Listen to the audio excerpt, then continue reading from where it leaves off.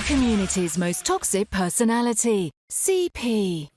In the flesh. Hello, one. Hello, all. Welcome to Willis Greedia. I am Charles, otherwise known as CP. You aren't. Welcome to this episode of Weekend Live. I'm streaming. Actually, Sean said this. Pardon. Not my subject. I don't like foreign films, but hey, can't pass up a stream from the man that funds New York's 90% at least of Vanilla Coke revenue. Laughed my ass off. I would say it's higher. I'm gonna provide photographic proof that they might as well name their New York district of Vanilla Coke to the Willis Greedia creativity region or whatever. Sean is responsible for another month of streaming. Sean supported a little extra this month, or since I last told you I wasn't going to be streaming, and Sean kicked up his kitty a little bit, so I just put it right back into the streaming platform, and so you'll get another month. And everybody thanks Sean Sheridan, of course, tremendous supporter of the channel member, patron, all of that. Dice, long time no see. Speak, excuse me. Oh boy, it's already starting. Troy, aloha. Tommy, right on. Just saw Return of Soul and looking forward to past lives. Korean cinema especially crushes American this century. Oh, without a doubt. Without a doubt. Okay. So for those of you who don't know, I've been slowly educating myself. I'm like super undereducated on Asian cinema, and was really super undereducated on stuff that wasn't Japanese horror. So COVID helped a big time with that. And I ended up seeing the Old Boy trilogy, and Park Chan-wook is somebody that had a film that was released just this last year that I actually got for my birthday. It was released in America, or I don't know. When Mubi starts making Blu-rays, there's problems. And that film is Decision to Leave, which I gave 4 stars, and the rest of Letterboxd has it averaged out as a 3.9, so I'm pretty close to right. Not very many ones, half a stars, 1.5. It looks like it starts getting a little noisy at 2, but the consensus appears to be 4 stars. Because that tallest one is 4 stars, and then the one to the right of it is 4.5, and the one to the right of that is 5. Very few films do I give 5 stars to. I'm gonna give a shout out. So this is a crime thriller from perhaps, like, if there's directors that you bring up in America that, like, if they have a movie, you need to see it. It's like Tarantino, Scorsese, Nolan. Well, Nolan's not even American. Whoops. Fincher. There are a handful, Spielberg. There are a handful of American directors that, it's just appointment filmmaking. Park Chan-wook is one of those Korean directors. And Decision to Leave, while I don't think it's his best film, that's saying something. It's like saying that I don't think that Pulp Fiction is Quentin Tarantino's best film. Like that, saying that out loud, it like somewhere somebody's just cringing inside. Crime. Yeah, yeah. A lot of yeah. If there's one thing, actually, first let me give my shout outs to uh people on YouTube that I look to, that I either speak to, like on a how do you recommend this type basis, or people that respect their opinion enough to just take their videos word for it. I'm much more of a person who would rather share the screen with somebody and discuss and ask questions and chat about stuff in the moment. Just ask Cody. I was pretty annoying when we watched Scream 6. Um, but as far as Asian cinema, and again, Asian cinema, um, a rather popular critic or critical uh, movie YouTuber, I guess. I don't know. I don't know. Was interviewed and was talking about really, really good Japanese movies, and then he said, "Oh, there's a lot of really good Japanese movies or movies coming out of Japan lately," and then he listed a Korean film from 2003 and a Chinese film from 2000.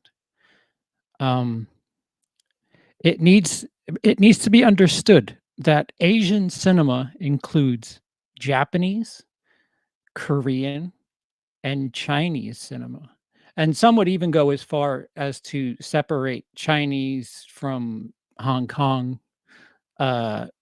Those different. I mean, if you're going to do that, you might as well say South Korean and North Korean.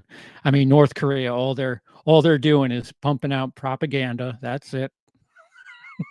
I yearn for a North Korean love story. Sean, €2 for another month. Cheers. It costs more than £2, but you more than covered it. Trust me. Thank you. I appreciate it. I just say Asian cinema sticking to Japan or Korea is limiting, right? And some people that I look to for widening my education. Luke hasn't been on the channel in a while, but he's balls deep into being a brand new dad twice over. I don't. That's probably a poor choice of words, but Luke, I think, will forgive me. Why bother? Um, Razor Wire reviews. Actually, you know what? Speak of the devil. He scored this. Oh no, that little blue thing is a clock. If I'm not mistook. How do I make you bigger? That's me bigger. All right. No making it bigger. But Luke is there. The fourth one over. Ian Blocklock gave it 4. Patrick H. Willems gave it 3.5. Interesting. So other YouTubers, Razor Wire reviews, Luke, another person I speak to personally. So he knows me, and he sat me down, and probably with the exception of Japanese horror, Luke was the first person to sit me down and make sure that I watched a non-horror film. And it's this little thing from Akira Kurosawa called Seven Samurai. And oh boy, did he have fun at my my response. It's a brilliant film. I just said it was quite all right. I try not to use superlatives too much. I try. but I guess maybe that movie deserved more than a quite all right. But yeah, we weren't very close yet at that point. But at that point, he was like shocked that I was like, just all right, that's it. But eventually, little blue clock means on watch list. Oh, I have not seen Burning yet. No, Danish kroner from Marcy Tak. Um, Star Wars is Americanizing Kurosawa. Yeah, a lot of especially the real original trilogy, like Hidden Fortress and all of that stuff. And you can get into all the influences behind Star Wars, but Kurosawa is heavily heavily behind a lot of it. Um, Other YouTubers, Huss over at Touch of Film, perhaps the authority on Asian cinema who's, producing content. He actually talked about a film that, oh, I don't think I put it on my list. I don't think I put it on my list wholesale. Um, Huss from A Touch of Film discussed um, in the 1999 series. What? Do I have a letterboxed review for Blonde? I believe so. I have a video review for Blonde. You can watch that. Seven Samurai is one of the best films ever. I would have had a similar response. Yeah. Well, I don't know what to tell you. Um, right. So he covered Audition, which let me check. I don't know. I've seen it. I know I've seen it.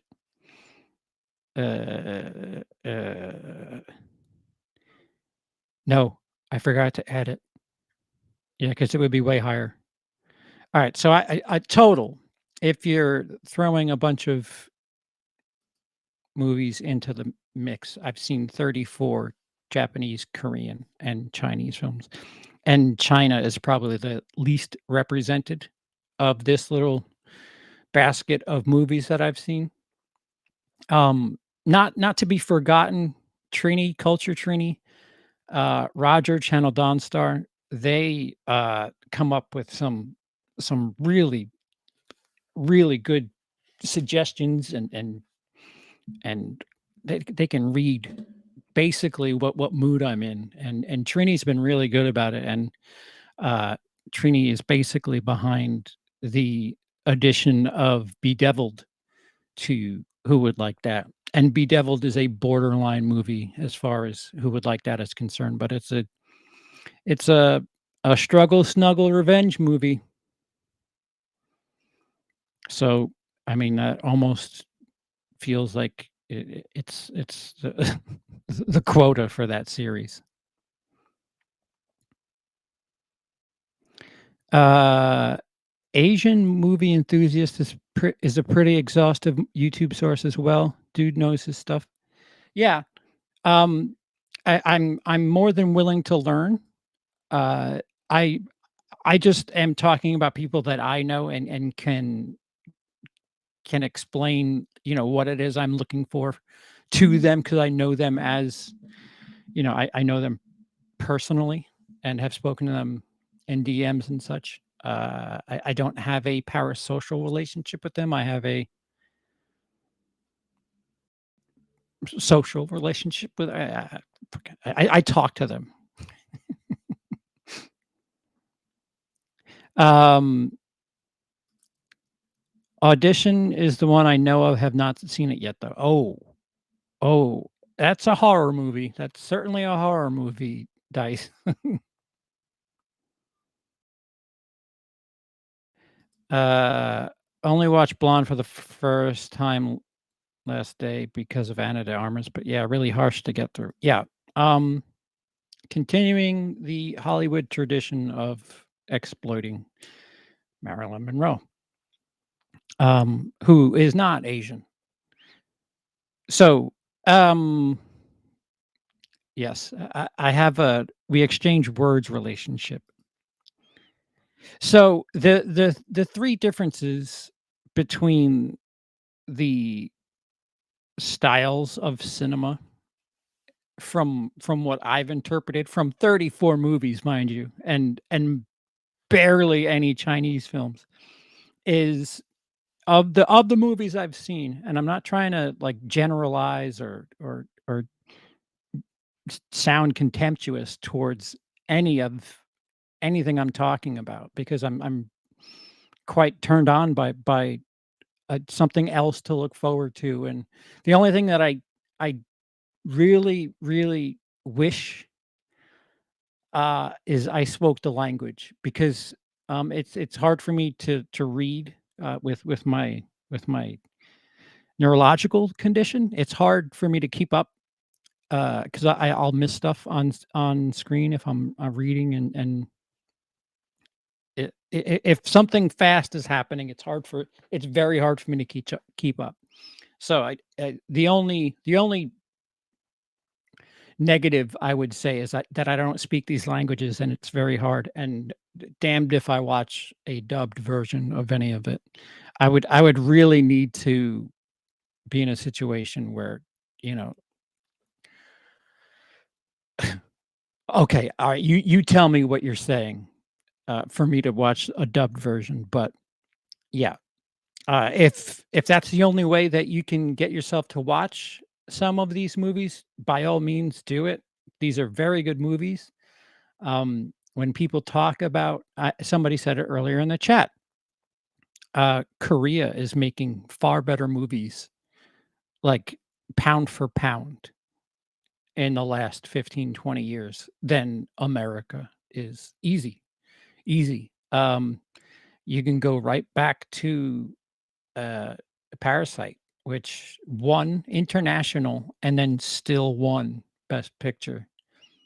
And the snub of the year was Decision to Leave, which not even international picture, huh? Interesting. So Chinese cinema, it feels more like it's about the look. Um, the emotions aren't so well driven, not well driven, but it's not the priority. The look and the ooh and ah of what you're seeing appears to be the most important thing in Chinese cinema. Mind you, I've only seen 4 or 5 movies, of which the Ip Man, I've seen 3 of the Ip Man movies too, so that's, 7. A lot of action, a lot of martial arts movies, and, the first Infernal Affairs movie.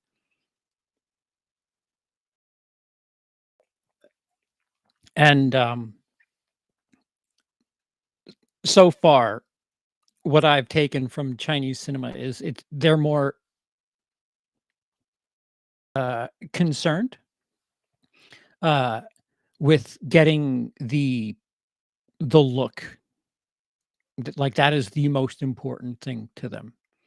Whereas Japanese cinema, I feel like is the closest thing to French cinema as far as Asian countries are concerned, with the pushing of the borders, pushing lines and really trying stuff. Uh, some out there ideas, and man, I mean, again, this is mostly a horror background talking, with the exception of like Kurosawa movies. There are a couple of movies that I have that I have not watched yet. JSA is one of them. Thirst is one of them. Another Kurosawa movie. Not, excuse me, not Kurosawa. I apologize. Another Park Chan Wook film. Um, and as far as Korean cinema is concerned, realism appears to be the thing that's important. Um, I've never seen so many movies where they don't care about having a happy ending, and I've never seen a subgenre of film where they nail what the the class structure is and what a poor family lives like and what poor looks like. You know, if you watch an American movie about somebody who's making ends meet and you know they're struggling financially, they're still in a rather spacious apartment. And I love it when they live in New York City too. It's just like stop, just stop. You could afford a sink in Manhattan. There's no way you could afford a fucking three-bedroom loft with the money that you're supposedly bringing in. So, I believe South Korean films really focus on the emotion and really, really know how to fuck with tone and, realism. Uh, and again, it's probably unfair because I've seen more Korean everything movies than I have, Japanese or Chinese. Chinese, I've mostly seen just martial arts films, again, and the first of 3 Infernal Affairs movies. For those of you who aren't aware, Infernal Affairs is the movie that Scorsese took and made The Departed, and it was interesting watching Infernal Affairs after seeing The Departed because there's certainly things that some things were changed, some things were exactly the same, certain elements were different. Um, so yeah, it was interesting. And the one thing I'll say about The Departed, although I haven't seen the other 2 uh Infernal Affairs movies, so maybe that it may fill out, but The Departed fills in the characters a bit more than Infernal Affairs does. And there's been at least 1 death already in our Infernal Affairs, unless they do flashbacks. Um, they didn't fill that character the same way that I would've, hoped for. But, um, um, South Korean cinema is also very much about tonal shifts, lots of juxtaposition, yes, very good point, between serious and dark elements, wacky, almost slapstick moments. Took me a while to get used to that. Yeah, they do enjoy their dark humor too, and fuck, I thought it was all Asian movies, but especially South Korean. Man, do they love making cops look fucking just incompetent, just, like, absolutely incompetent, like, almost to a point where you should have some sort of, like, cartoon slipping sound effect underneath them when they run around and just are doing things. Just whoop, whoop, whoop, whoop, whoop, whoop, whoop, whoop, or, you know, the Benny Hill music or something like that. Okay. So, with all that just splattered out there, and I agree, Craig. Yep. And, those are 2 of my favorite movies, Jacob, as we will get to. Number how should I do this? Let's start from 20. Again, keep in mind I've seen 34, so 14 I will not mention. And it's gonna be Korean heavy. That's the best warning I can give you. Number 20, wait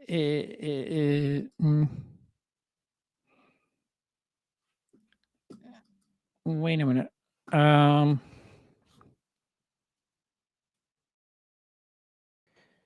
I'm sorry. I'm sorry, don't mind me. I just have the wrong window on the wrong thing. Don't wanna give some of this shit away.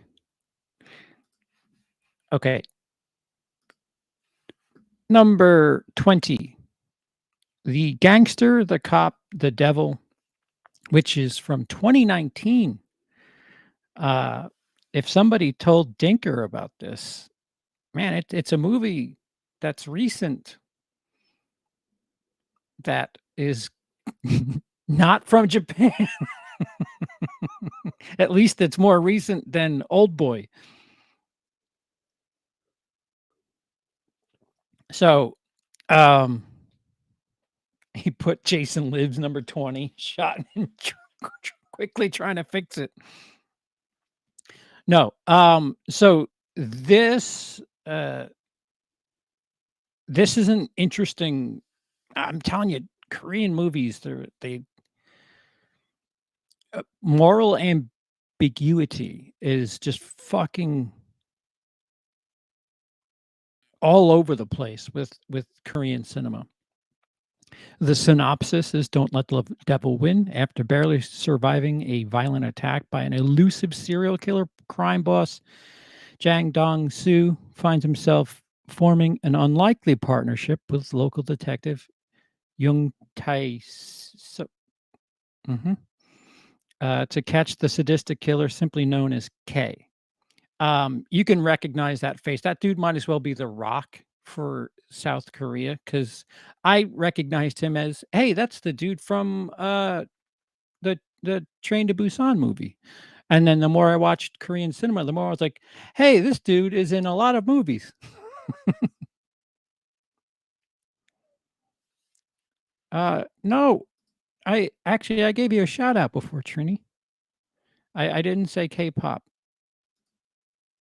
yet, at least. So what do we got here? Scholar gave it 3.5, and Dennis gave it 4, and I gave it 3.5. And the average on what are you? Letterboxed is 3.5. Well, 3.4, excuse me. Um, Jacob, the gangster, the cop, and the devil was interesting. It seems like they wanted me to root for the cop, but I was rooting for the gangster all the way through. Oh yeah, absolutely. And he's charismatic too. Like that's it, it's hard. It's hard when the bad guy is just so. I mean, horror does it on purpose, but the bad guy is just so charismatic. It's like, fuck, it won't take anything away from enjoyment, but yeah, it kind of ruins where the movie wants you to be. Number 19, and I believe this is on Netflix if you would like to go watch it yourself. It is Time to Hunt 2020. Again, unfortunately, it's from Korea. So Tinker's going to really have to scour to find some Japanese cinema to watch. 4 young men want to leave their dystopian world behind and go to a distant paradise to execute a money robbery as opposed to a water robbery. Of course, it's a money. Oh, I guess belonging. All right, whatever. A daring act that will have unexpected consequences. Yeah, the third act is fucking awesome in Time to Hunt. I really, really enjoyed uh the way this movie ended up. I mean, I think without that third act, it probably doesn't crack my top 20, but it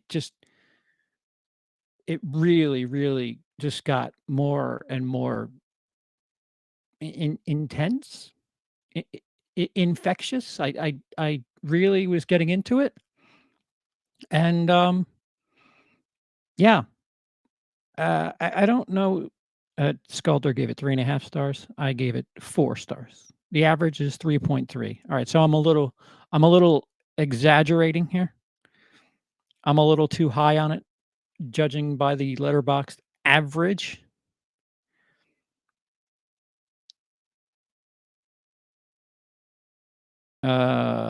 Movies today in America seems like they to have to take that path where you can't sell the movie for the star like Marvel movies. I'm not quite understanding of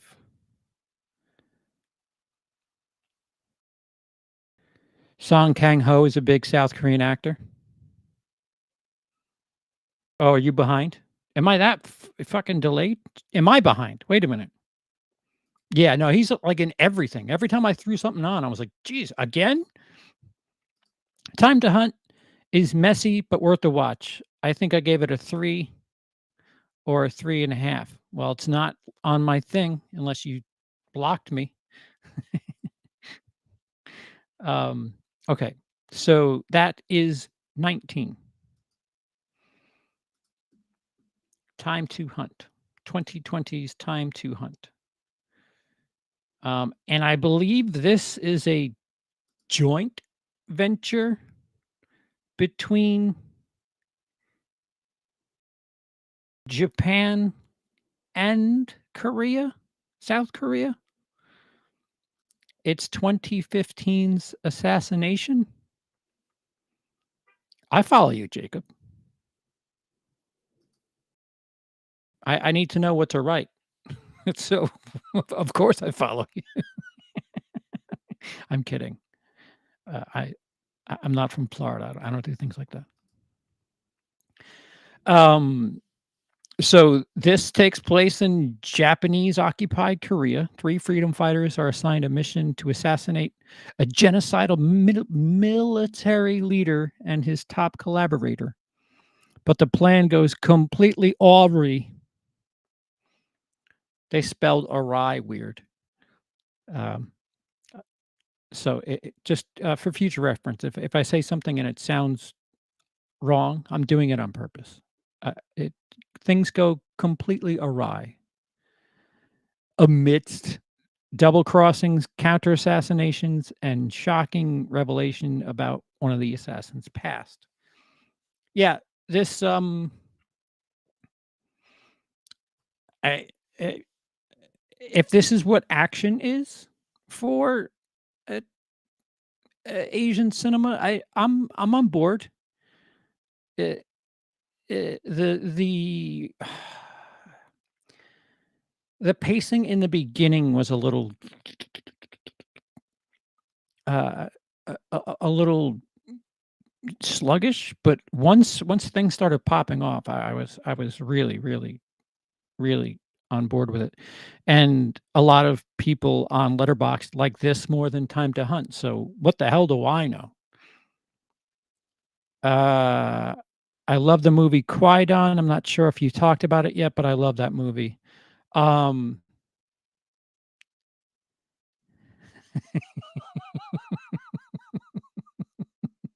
if you get it, you get it. Um, no, I have not seen Qui-Gon, but um, if I'm not mistaken, Kittens either has it or I don't know, Stiff Kittens either has it here, had it here, or what, or it is here or whatever.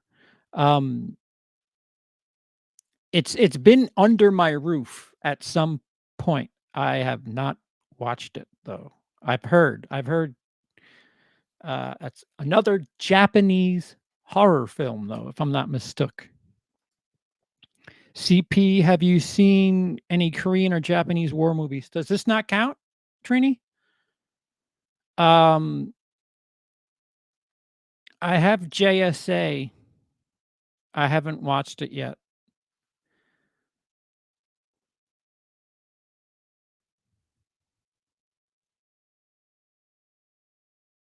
Um, Easily the biggest positive to Asian and most international films is it rarely feels like the director's vision is compromised. Fucking A, man. Which is for better or worse and something I will always support. Yeah, yeah. Especially like, I mean, not like we're talking about those Australian funded films. You can tell that they're just, you know, they applied for a grant, they got a grant, and they're making their movie. Here, it's, we gotta make sure that this is in the movie for 2 seconds. You gotta show this from this angle, and just a shame. Um, wait,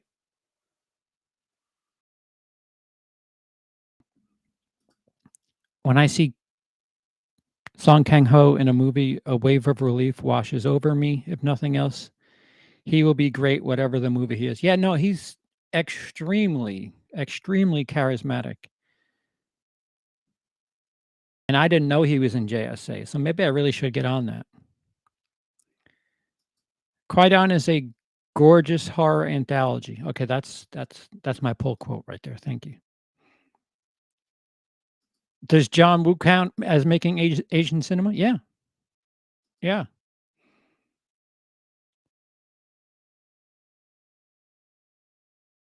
I was going to start an Asian movie month today, but sitting here watching WrestleMania.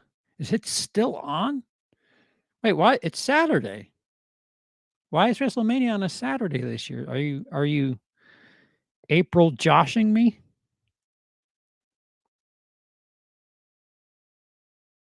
Uh,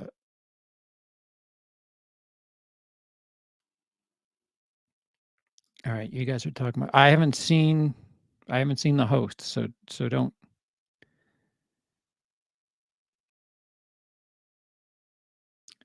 That's a good point too, Jacob. What I like about Asian cinema is they don't give a shit about characters being likable. Yeah, and that was the one thing that I like. Every Korean movie I've watched, it feels like, yeah, I'm certainly probably exaggerating, but every Korean film I've sat through and enjoyed feels like a lot of the characters are morally ambiguous, and I love that because we are morally ambiguous. There's no such thing as good guy, bad guy. People make decisions for reasons, and fuck, do they explain some of those reasons? All right, here we go. I'm gonna get in trouble. Oh no, it's all right. Uh, the the letterbox has spoken. Next is 2010's Bedeviled. You can watch me talk about it quite at length for the who would like that video. Nothing is more deadly than a woman seeking revenge. Fucking A. This movie is a bit of a chore. Roger. So Skelder gave it a 3.5, and Roger just left it. I gave it 4 stars, as you can see. And again, whatever I would be doing a bad job of promoting myself if I didn't say, if you want to hear more about it, go check out the video I did on it.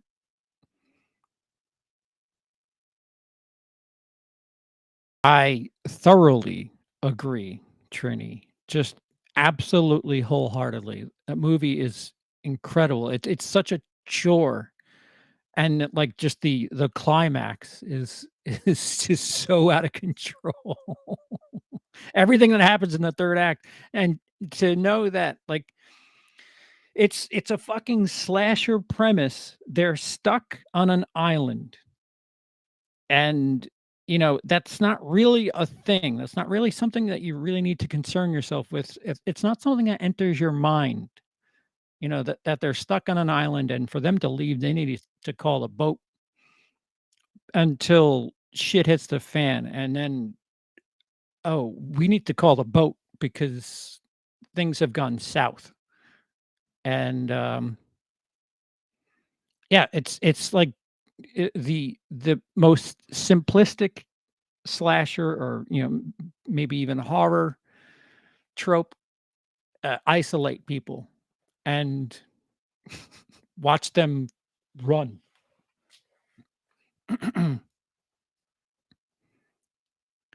Uh, I saw Bedeviled and Mobius back to back. That's a rough double feature. I have not seen that. Okay, so go watch my video, please. I should if you're watching this in the future, the link's down below. Number 16, Train to Busan.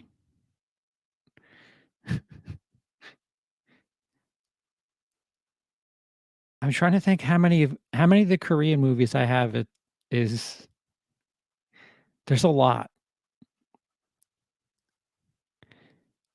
There's a lot like 90% of this list is Korean. Mobius will fucking my shit up, my friend. All right. All right. Um, Train to Busan 16 on my list. Came out in 2016. I see that there's more 5-star ratings on Letterboxd than there are 4.5-star ratings. Um, I don't know. I don't know if I would go that far. Again, great element of horror, isolation. They're stuck in a fucking tube and zombies running around, and it actually is a character piece. Fucking reluctant dad.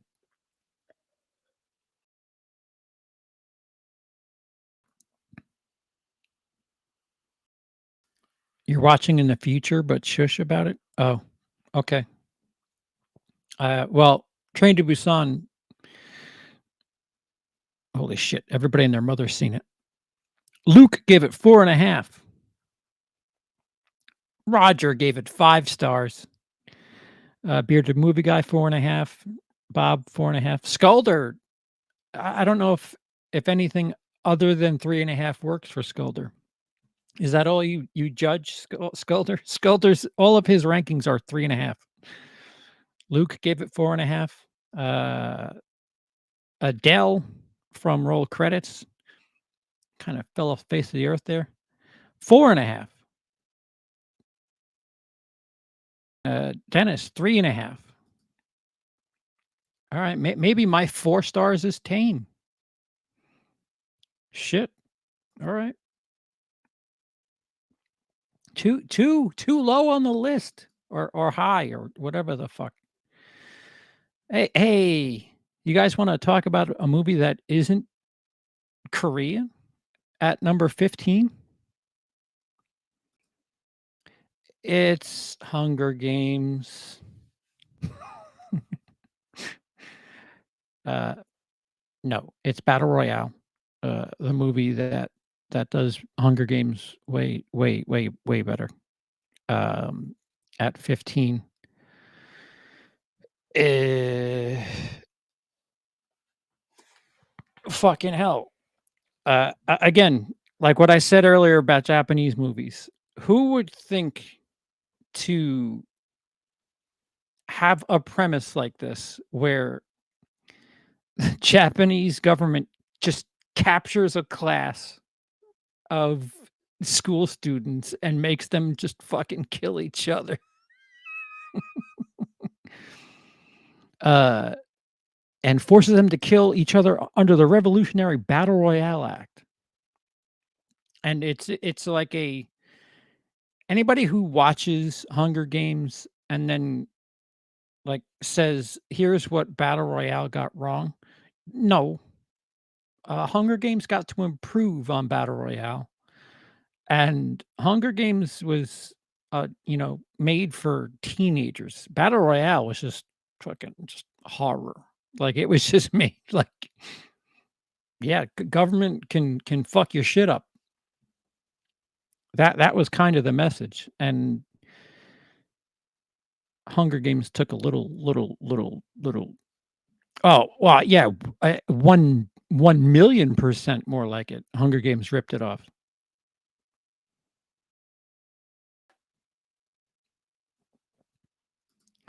2016 was a banger year for horror. The Love Witch, The Untamed, Train to Busan, Baskin, Green Room, 10 Cloverfield Lane.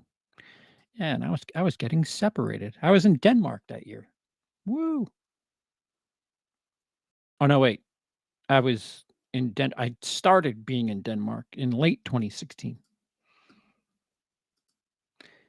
All right, so 14. Man, this poster makes it look like fucking porn.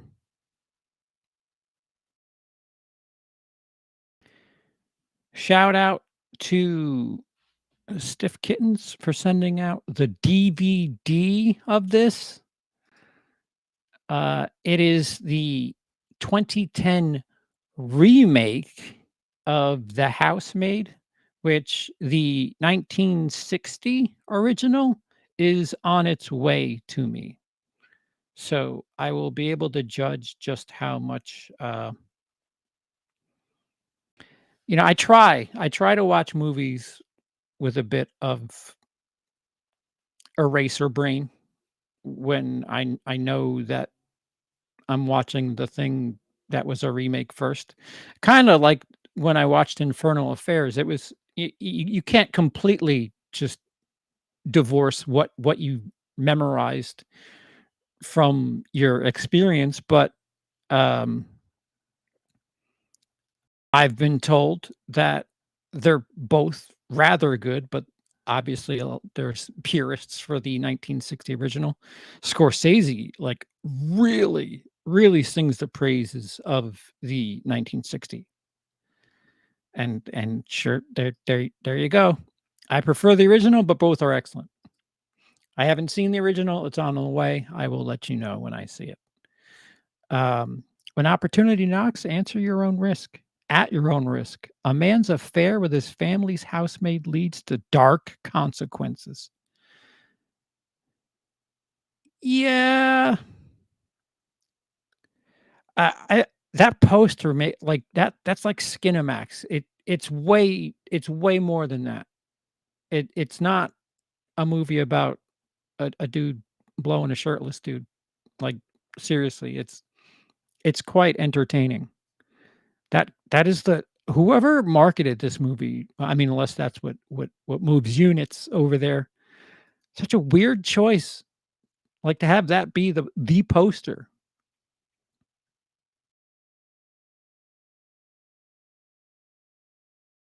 I have both. Alright, nobody needs to, to show off Journey.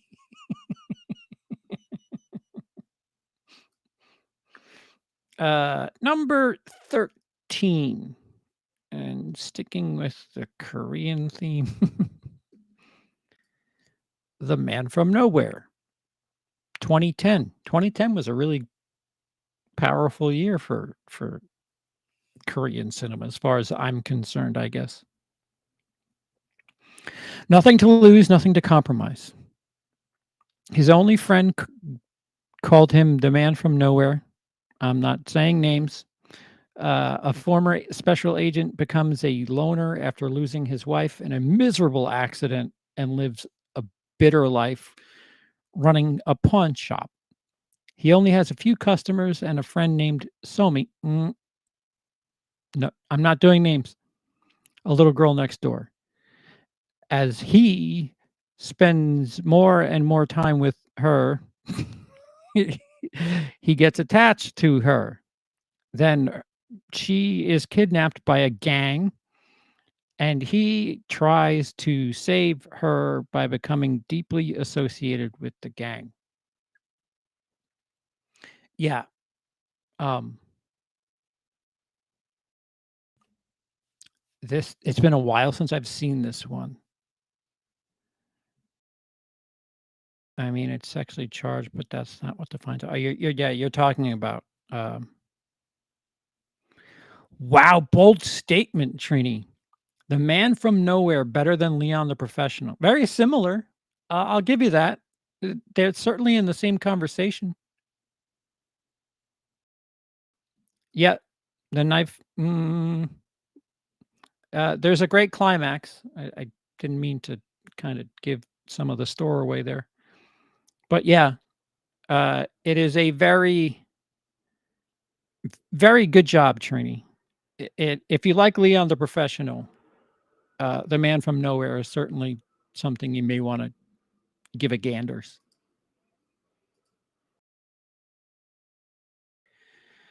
All right, here comes the hatred. Number, what are you?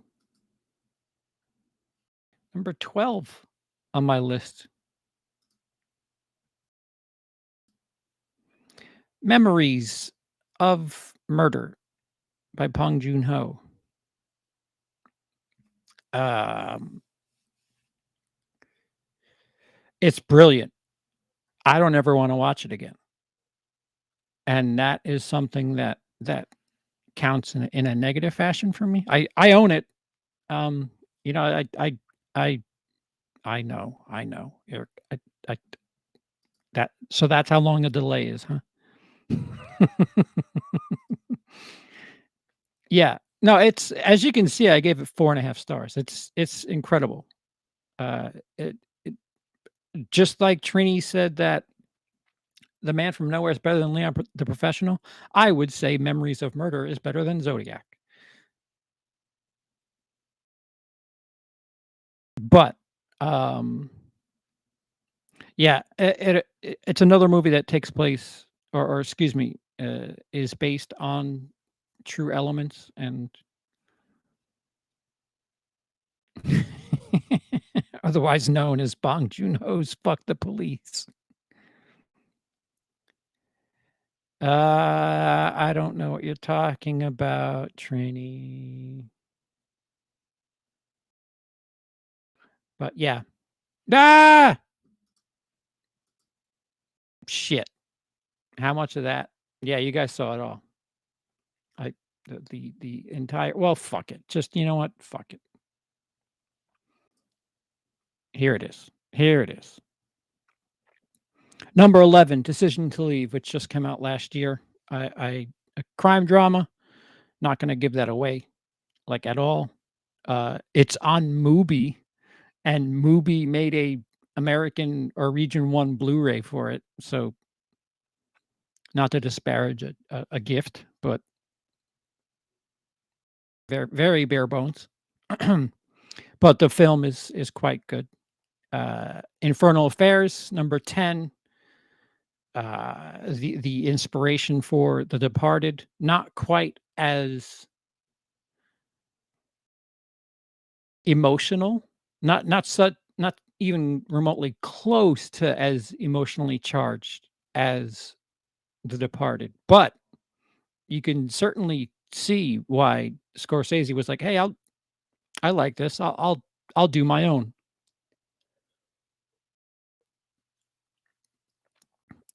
I cannot co-sign this Zodiac statement. Sorry.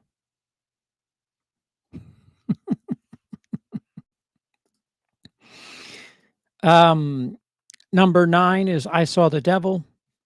Fucked up movie. And it is, a lot of people have it very high, and I understand why. Uh, and, you get to see the dude from my 8th favorite film, Old Boy, and he plays somebody quite fucked up.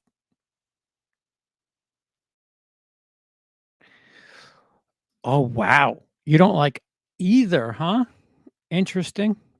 You know what? It's funny, I gave The Departed credit when it came out for being something completely change of pace and different and, nobody was safe, but it turns out that it's just a cover band. I don't see any Wolf guy on this list. This is only the top 20. Jack Nicholson is awful in The Departed. Jack Nicholson is Jack Nicholson once he reached the Joker age. Hey, I appreciate that. Yeah, I mean, you really can't go wrong. Old Boy, a lot of people think that's the best of the trilogy. It's my least favorite of that trilogy, but that trilogy is speaking of Park Chan-wook, we got a run there on Park Chan-wook there for a second. The Handmaiden is long, um, and I it it could be the sexiest movie that doesn't really need to show you sex, even though I think there are a nude scene or 2, like, there's a scene where the handmaiden gives the main the whatever, the rich girl a bath, and it is steamy, uh, all pun intended, and that is how you shoot something sexual and imply sexuality and not have to show thrusting and whatever. Close-ups on lips, and I mean the lips on your head. The reaction shots of somebody's ear, like the cinematography in Handmaiden really gets you to understand what the fuck sex is and feels like without having to show you just 2 sweating naked people thrusting over each other. It's quite impressive. And you don't need the the words on the bottom for any of that shit. Number 6 is Sympathy for Mr. Vengeance, or the first of the Old Boy trilogy. I enjoyed that movie. The fact that the the brother character was deaf, uh, was amusing for a little bit and then incredibly tragic.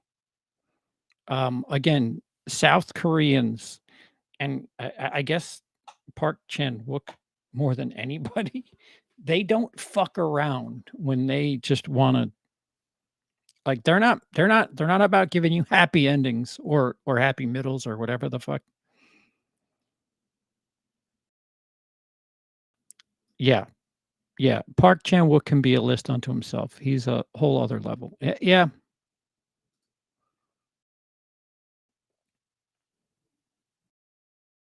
Bullet Train isn't an Asian movie? I don't know, I haven't seen it, so even if it is, I haven't seen it. So there's that. Number 5, Trini was right. Memoir of a Murderer is the most interesting fucking premise ever, and perhaps I have a lot that I see parallels in, not the murderer part, but, very forgetful person, man suffering from Alzheimer's, trying to make sure his daughter is safe, and, how much can I give you? Um, he has suspicions about her boyfriend being a murderer because he has had experience in the past with murderers, and he's, like, super stitious. He would like his either daughter or granddaughter? I forgot what she was. Um, yeah, there's this, like, little triangle thing between the the daughter's boyfriend and the main character who can't remember shit, and, it's again, another if you wanna say, "Give me a list of 20 movies where the 3rd act is probably the strongest," here you go. He here's 20 movies where the 3rd act is probably the fucking pinnacle. Uh, Number 4, Lady Vengeance, fucking incredible. Just absolutely incredible. Again, Watch my review on that for more. Watch my review for the Old Boy trilogy, where I cover Sympathy for Mr. Vengeance, Old Boy, and Lady Vengeance. Number 3 is Chaser. I did a video on that as well. Uh, the most realistic running chasing in any movie ever happens in Chaser, where they're just fucking just street race, fucking ducking in and out of urban metropolis, getting hit by cars, jumping over all this fucking parkour shit. It is awesome, and it's about an ex-cop who ends up being a pimp, and, he thinks that his girls are being stolen, but it's far more nefarious than that, and so he's gonna go get his girls back, or at least try to, and, yeah, number 2, some people consider the greatest Asian movie of all time, Seven Samurai. Um, I'm not disagreeing with anything positive anybody has to say.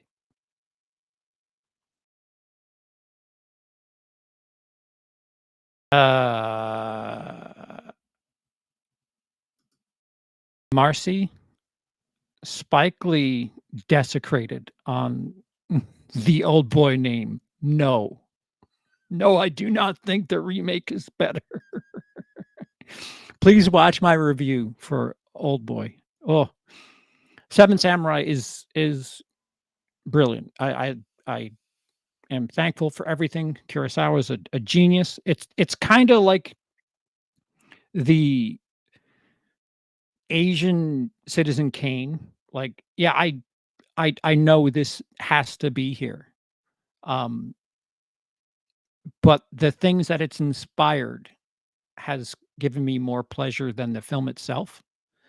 I mean, I've gone back and watched it since, uh, but I if it's up to me and I'm picking Parasite. Parasite for so many different reasons. Just another movie where the third act comes from I'm sorry, what? It hardly got any mention when you and the crew did movie awards that year? Do you watch Show Business? I opened Show Business the next day with Parasite winning.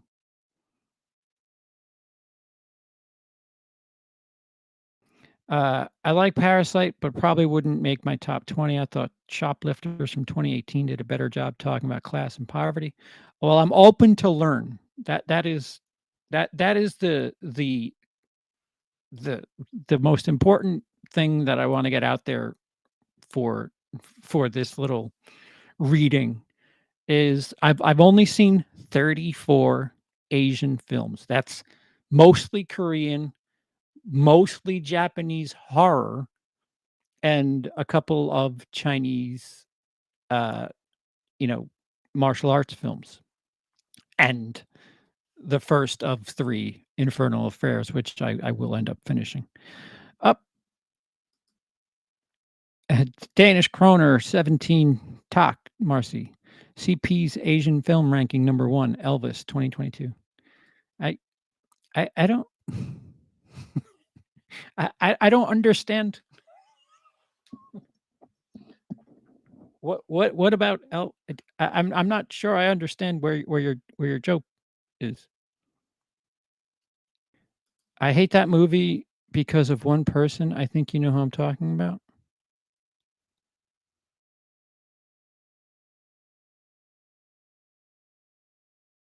Hmm. I didn't catch that Show Business. I just remember Endgame getting all the love. Um, let me see. I might still have the opening for it. Um, I'm going to try to find the Show Business, the intro that very very much so, was celebrating the fact that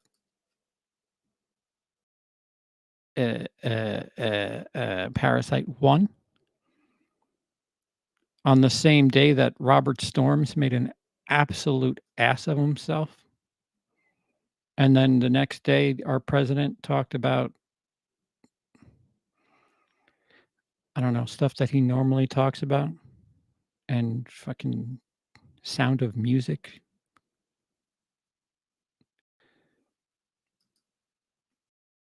Where is it? Where is it?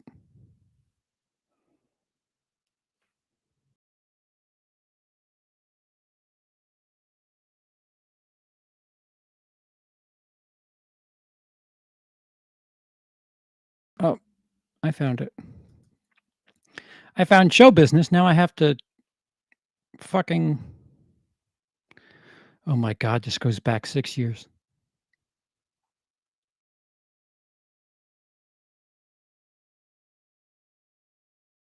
Where are you? Was it 2020?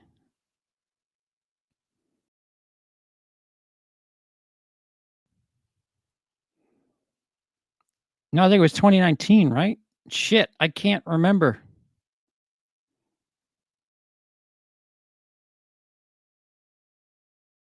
Uh, April. Looking at April.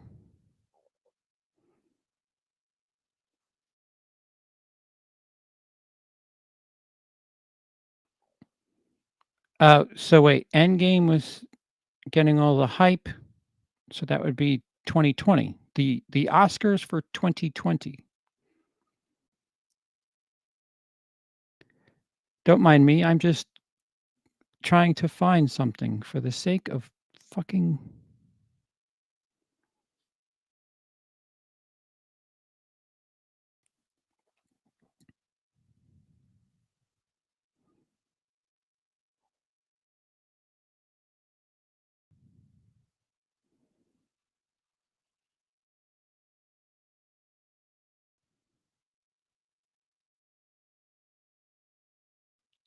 Uh,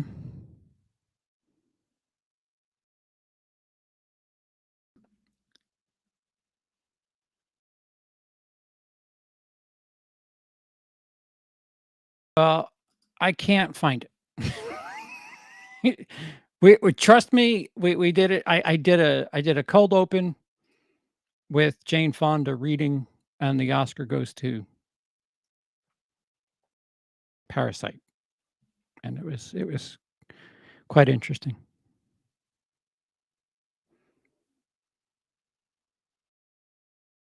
It's called Danish humor. I just say Hugo, and then you all jizz in your parents. Jesus, what the fuck? I miss my Denmark. Looking, Welcome to looking back on past content, otherwise known as "Fuck Me." Is it that old? Yep, yep, that's it. Shoplifters is heart wrenching. The Taxi Driver is something I only watched recently. I dug it. I've heard of the Taxi Driver. Let me write Shoplifters.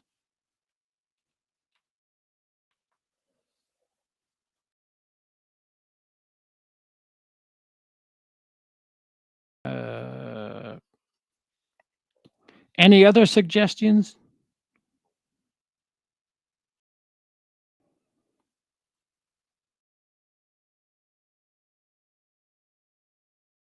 Shoplifters is from 2018.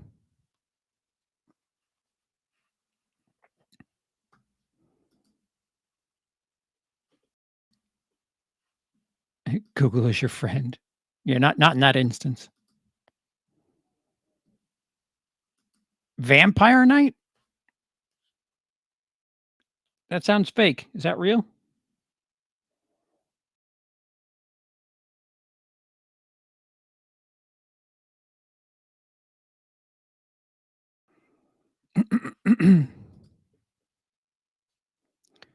Yeah, I Motherfucker.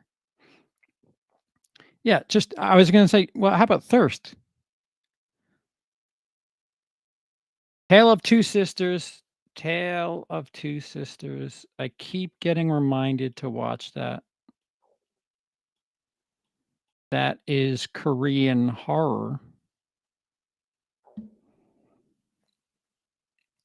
Pulse, I've had, like, on a wish list thing, just waiting for it to drop below a certain price. There's a Arrow Blu-ray of it, I think.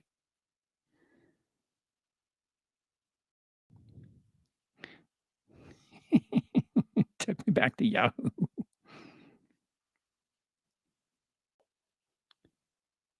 It's a real anime series. I watched some of it years ago.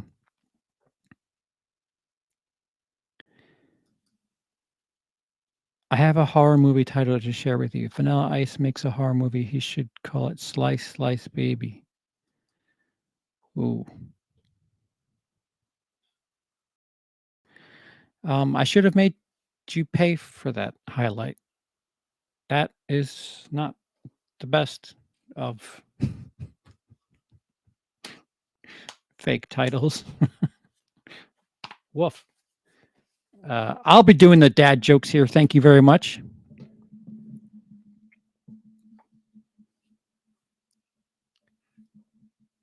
Those are just some of the obvious ones. I'll save some of the niche ones for another time. Yeah, and yeah, Thirst. Thirst I have to get around to before the end of May.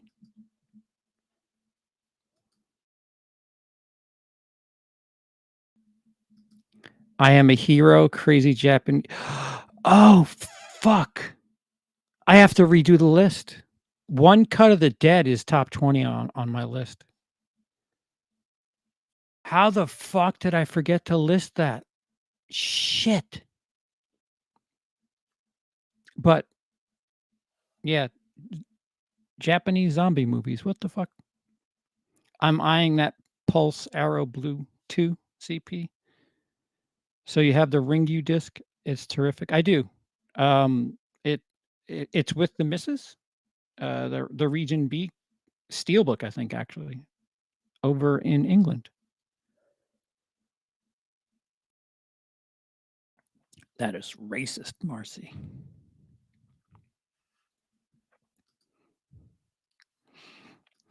But in Denmark, their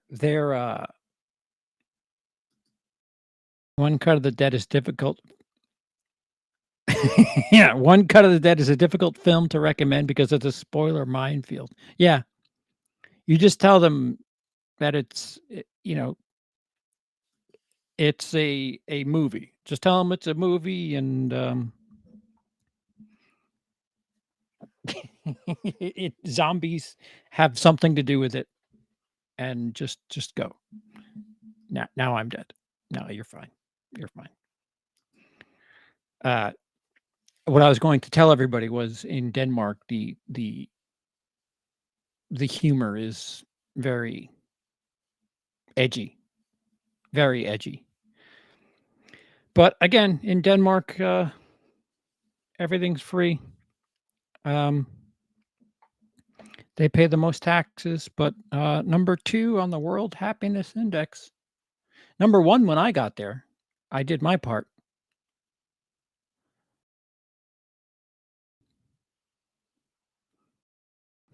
I'm just healing my wound.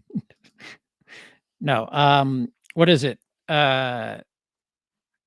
Small town killers, where they hire somebody to murder their 2 respective couples, married couples, hire somebody to kill their significant other.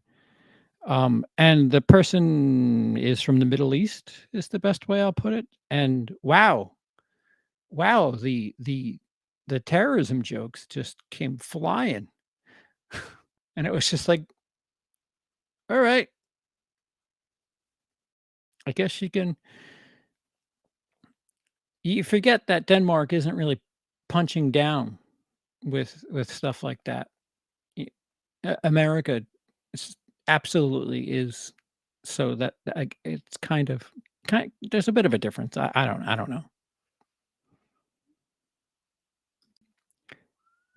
Denmark humor is edgy, British humor is dry, and American humor is fucked. That is probably accurate. The Trip is a fun movie.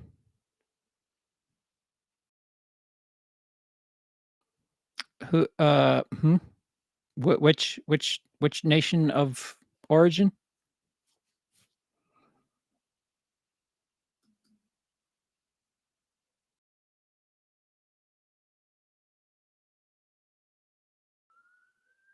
The Trip? Did I freeze? Am I dead? Hugo racism. That'd be weird. Those are 2 words that totally conflict with each other.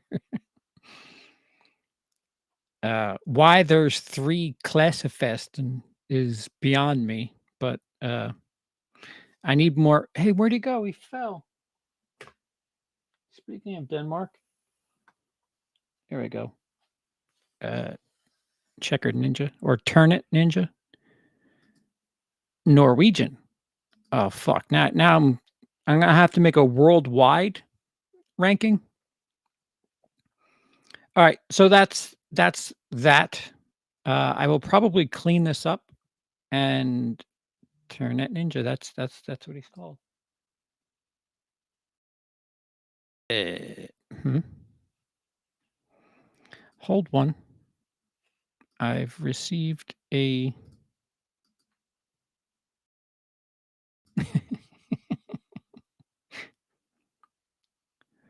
Oh, that has an arrow release too. 2.5 stars, Dyson? You want me to fucking what is this? Dice sent me the link to the Wolf Guy, the 1975 film Wolf Guy. And their ranking is 2.5.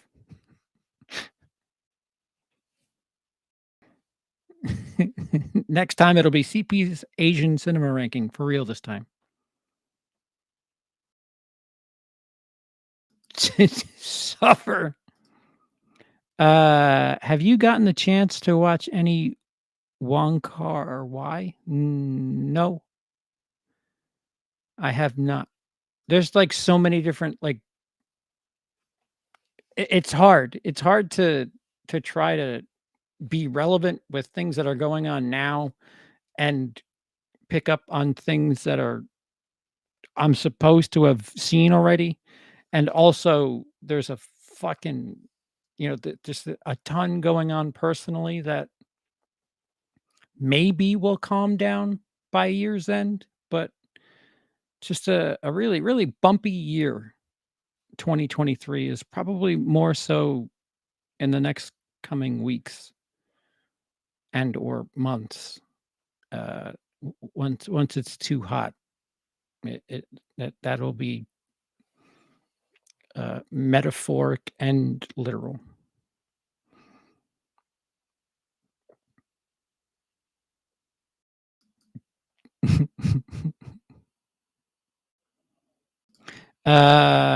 CP, a few war movies to put on your list. My Way, Frontlines. The Brotherhood of War I have on my list. I think you told me about My Way.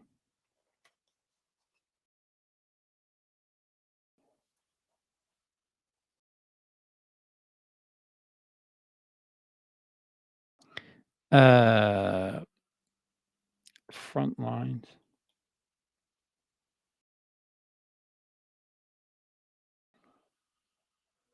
Yeah, Brotherhood of War I have listed.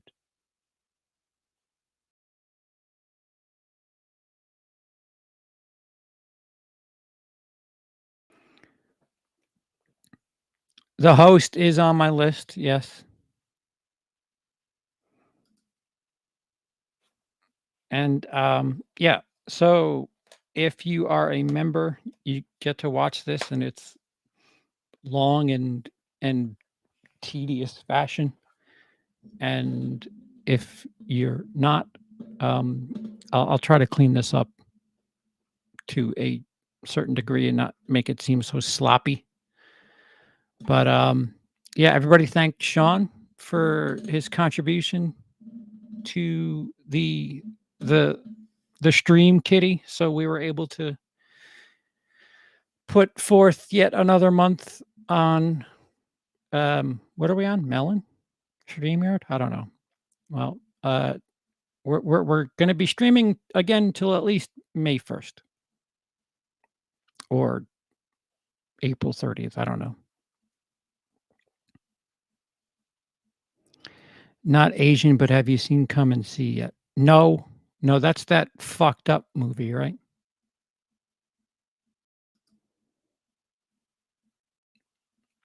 Wait a minute. I think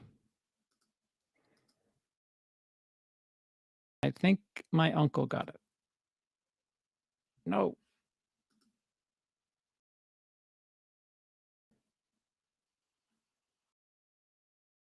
Uh, new.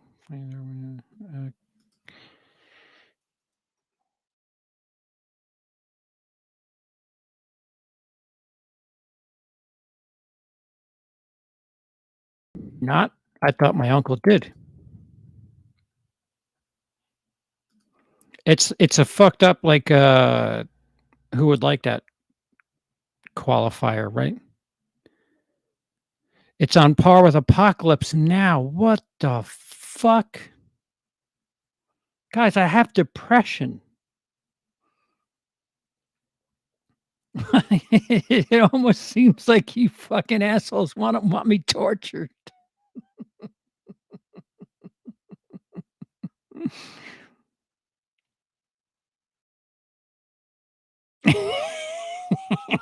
Next time, please don't use Sculptor's Letterboxd.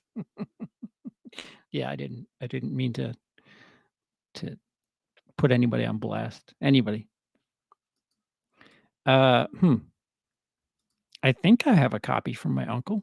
I think.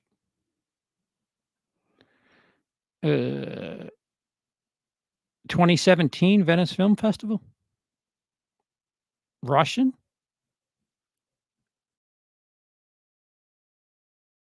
Oh, we all have depression and we're gonna die, it's okay.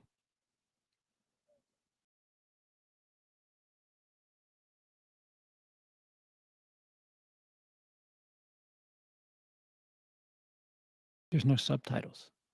This is kinda brutal.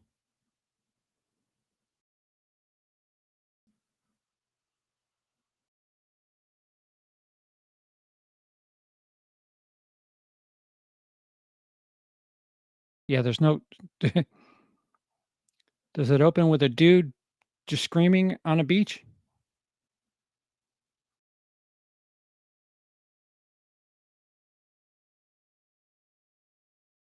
And he's got, like, a cane? And galoshes? Even though it's dry as fuck?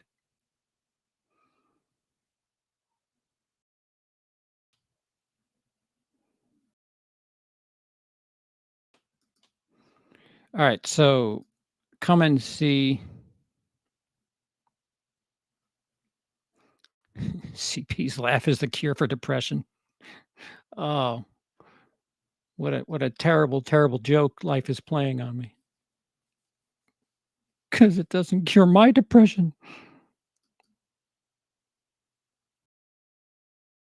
Um, yeah, so from what I understand, Come and See is essentially to war films what Threads is to war films. I don't know. Alright, guys, thanks for the, super chats, thanks for the suggestions, most importantly. I will be able to come back and have new, uh maybe we'll do the top 50 when I actually end up seeing 50.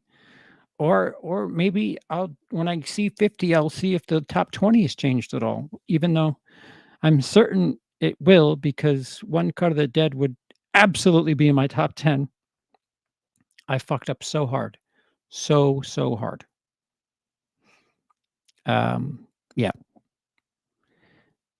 Don't be afraid to read your movies, people. I have been Charles.